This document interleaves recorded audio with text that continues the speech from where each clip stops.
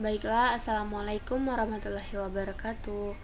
Perkenalkan, di sini saya Junior Ara Putri Tonga dengan NIM 40. Saya perwakilan dari kelompok 5 dalam membacakan presentasi materi untuk tugas tutor agama video pembelajaran ini. Baiklah, kelompok 5 dengan judul materi Bagaimana Islam Menghadapi Tantangan Globalisasi dan Kontribusi Islam di dalam Peradaban Dunia.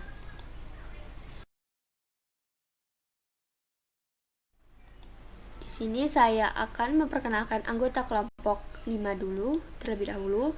Yang pertama ada Dita Afika Musdalifah dengan NIM akhir 16. Kemudian yang kedua ada saya sendiri Junior Ara Putri Tonga dengan NIM akhir 40. Kemudian ada rekan saya Izdihari Nashwa dengan NIM akhir 44. Kemudian ada Prima Septiana dengan NIM akhir 58. Kemudian ada Tiara Nasela dengan NIM 70. Dan yang terakhir rekan saya Ubaidillah Armandana dengan NIM 74. Baiklah, di sini saya akan membacakan materi yang pertama, yaitu Islam menghadapi globalisasi. Problem-problem yang harus dipecahkan yang berkaitan dengan pendidikan Islam adalah yang pertama ada aspek ekonomi. Pemusatan perekonomian pada pasar modal mengakibatkan negara-negara yang perekonomiannya sedang berkembang justru semakin terpuruk dan akan selalu bergantung pada negara-negara pemodal karena percaturan global dan pasar yang menentukan. Sementara yang berperan dalam free market tersebut adalah kapitalis. Di sini, dalam aspek ekonomi menciptakan jurang pemisah yang sangat jauh antara orang atau negara yang memiliki modal banyak dan yang memiliki modal sedikit. Kemudian yang kedua ada aspek sosial dan budaya. Adanya krisis moralitas. Terlihat jelas bahwa pergeseran pola hidup masyarakat dewasa ini memiliki perubahan yang sangat signifikan. Nilai individualisme dan persaingan antara individu semakin ditonjolkan, sehingga kondisi masyarakat kekeringan akan nuansa kekeluargaan dan kebersamaan karena kontrol masyarakat semakin berkurang. Sedangkan di dalam aspek budaya, hedonisme dan konsumerisme menjadi tren masyarakat kekinian. Dikarenakan dengan dilancarkannya media massa dan canggihnya teknologi informasi, komunikasi, dan transportasi menyulap pola pikir dan budaya masyarakat cepat berubah.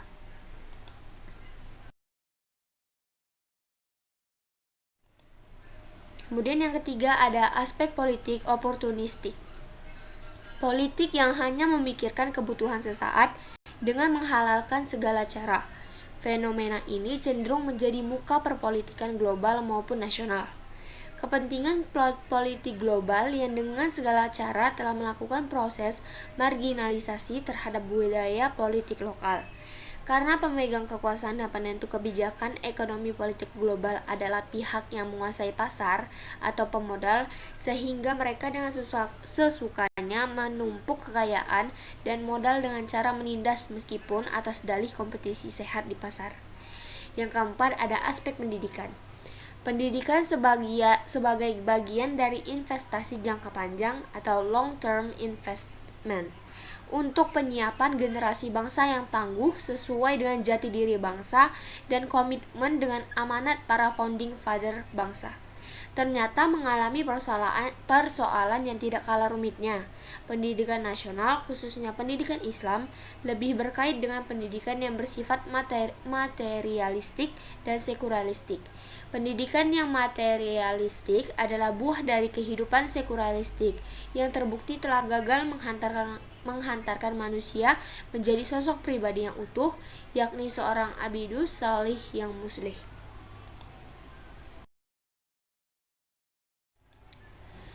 Menurut Sudarto, tantangan pendidikan Islam itu terdiri dari dua, yaitu tantangan eksternal dan internal.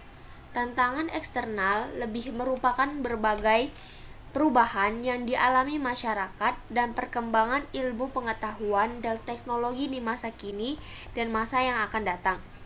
Sedangkan tantangan internal dalam pendidikan Islam yaitu adanya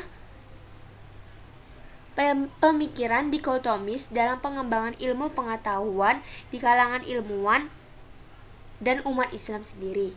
Pendikotomian antara ilmu agama dan ilmu umum yang merupakan kerangka berpikir yang telah ada.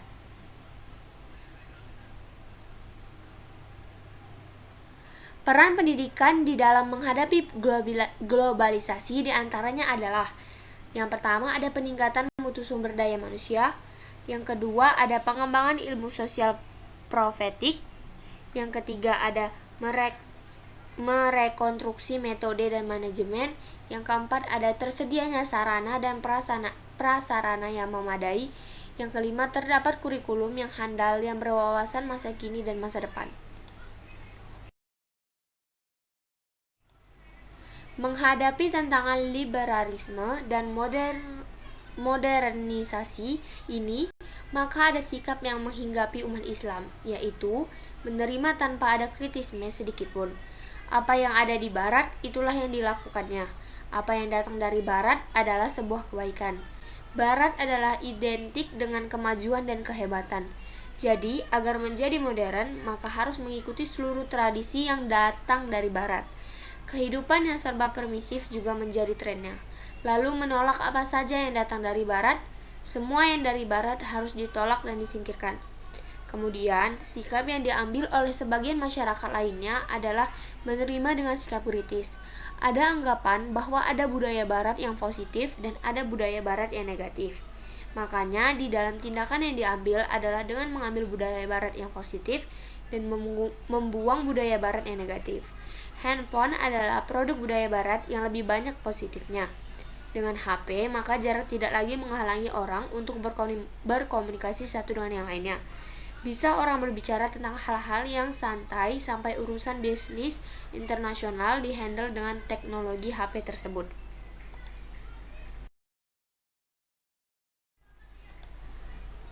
Namun demikian, tidak selamanya HP itu positif. Kalau yang disimpan di dalam HP adalah perkara kemungkaran, maka yang terjadi adalah kejelekan. Akan tetapi, kalau yang disimpan di dalam HP tersebut adalah ayat Al-Quran, dan Al-Quran itu dibaca, pastilah HP itu memiliki sifat menguntungkan atau bermanfaat.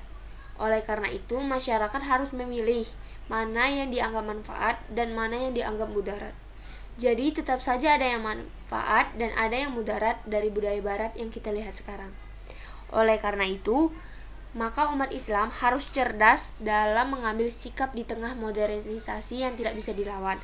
Masyarakat Islam harus menjadi modern, tetapi harus tetap berada di dalam koridor ajaran Islam yang selalu mengagungkan terhadap penetapan norma-norma yang selalu berguna bagi umat manusia.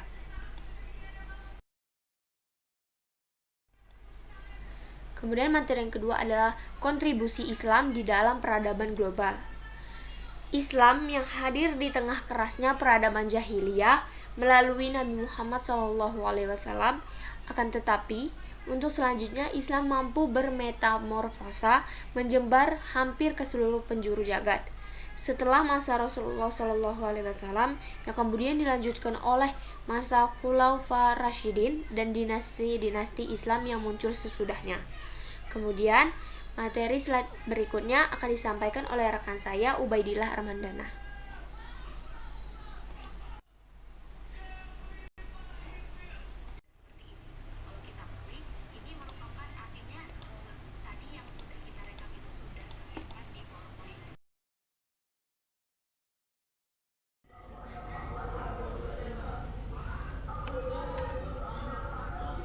Kemudian ada dakwah Nabi Muhammad SAW.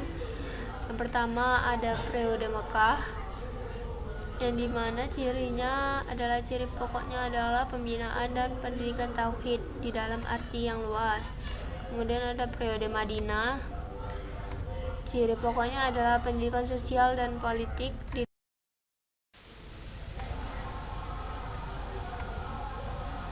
lanjut. Kemudian rahasia, Nabi hanya menyampaikan pada kalangan keluarga dan teman dekat. Lalu semi rahasia, Nabi menyebarkan agama Islam ke lingkup yang lebih luas, termasuk Bani Muthalib dan Bani Hashim. Kemudian ada fase terang-terangan, di mana Nabi berdakwah ke segenap lapisan masyarakat, baik kaum bangsawan maupun hamba sahaya.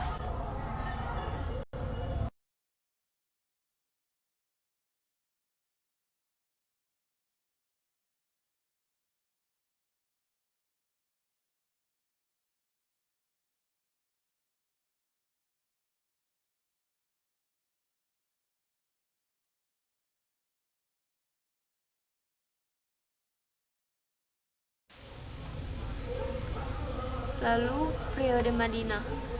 Yang pertama ada mendirikan masjid, kedua mempersatukan dan mempersaudarakan kaum Ansor dan Muhajirin, ketiga perjanjian saling membantu antara sesama kaum muslimin dan bukan muslimin, meletakkan dasar-dasar politik, ekonomi, dan sosial untuk masyarakat baru. Kemudian yang terakhir ada mengadakan perjanjian dengan seluruh penduduk Madinah yang dikenal dengan Piagam Madinah.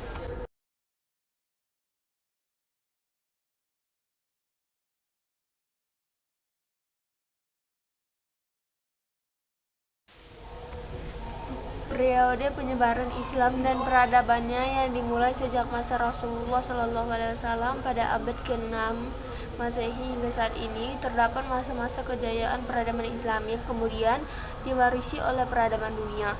Dan periodisasi peradaban Islam tersebut secara umum terbagi menjadi 3 periode, yang antara lain periode klasik, periode pertengahan, dan juga periode modern.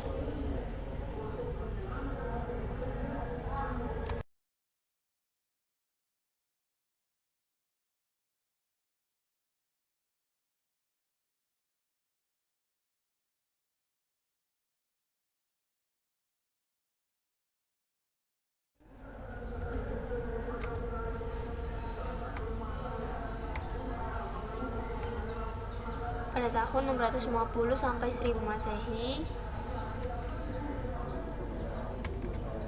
Kemudian yang kedua ada masa disintegrasi pada tahun 1000 sampai 1250 Masehi.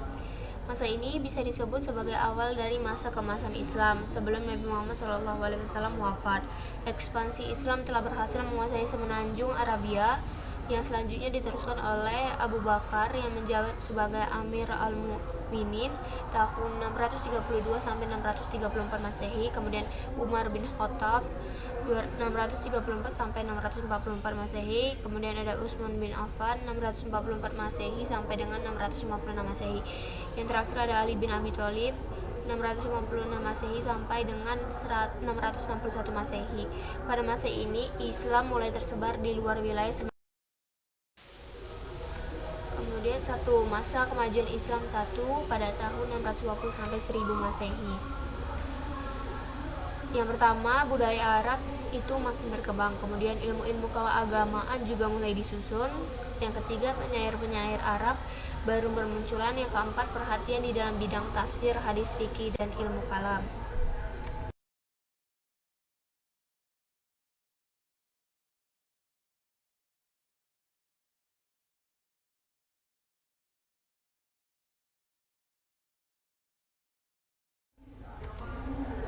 Lanjut, 2. Masa disintegrasi pada tahun 1000 sampai 1250 Masehi, yang dimana 1. Islam mundur dari pentas atau panggung peradaban dunia. Yang kedua, upaya diterjemahkannya buku-buku ilmu pengetahuan dan filsafat karangan para ahli dan filsuf Islam. Periode pertengahan. Pada zaman ini tidak ada perkembangan yang berarti bagi peradaban Islam kecuali hanya sedikit.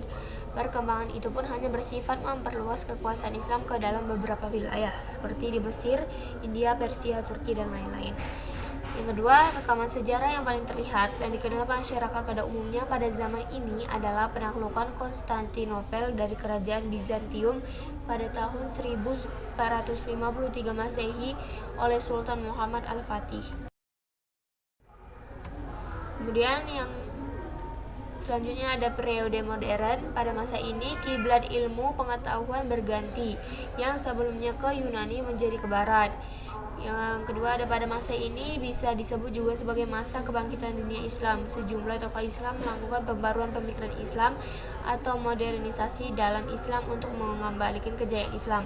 Ide pembaruan itu sampai masuk ke Indonesia dan dikembangkan oleh Kiai Haji Ahmad Dahlan dari organisasi Muhammadiyah dan oleh Kiai Haji Hashim Asy'ari dari Nadahatul.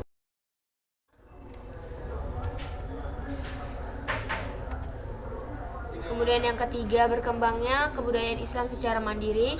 Yang keempat, termotivasi oleh metode berpikir filosofi Yunani. Dan kelima, adanya semangat untuk mencapai kemajuan di dalam berbagai faktor penyebab kemunduran peradabannya Islam. Yang pertama ada perpecahan yang terjadi pada umat Islam. Yang kedua, ilmu pengetahuan yang menyimpang. Yang ketiga, kurangnya kesadaran dari umat Islam akan pentingnya ilmu pengetahuan. Keempat, lunturnya nilai-nilai Islami di dalam diri umat Islam. Kemudian yang kelima, kerusakan budi pekerti. Kesimpulan yang dapat kita ambil dari materi ini adalah penyebaran ajaran Islam dan ekspansinya ke berbagai penjuru dunia telah berhasil membawa kemajuan pada setiap masanya, baik dari segi keagamaan maupun non-agama yang berupa ilmu pengetahuan. Dengan demikian telah memberikan bukti bahwa agama Islam dan peradaban yang telah dibangunnya pada masa lalu telah memberikan investasi besar pada pencapaian peradaban dan perdamaian dunia modern pada saat ini. Untuk itu dituntutnya adanya sikap saling menerima dan menghargai materi ini. Mohon maaf apabila ada salah kata, lebih dan kurangnya kami mohon dimaafkan. Wabillahi taufiq wal hidayah. Wassalamualaikum warahmatullahi wabarakatuh.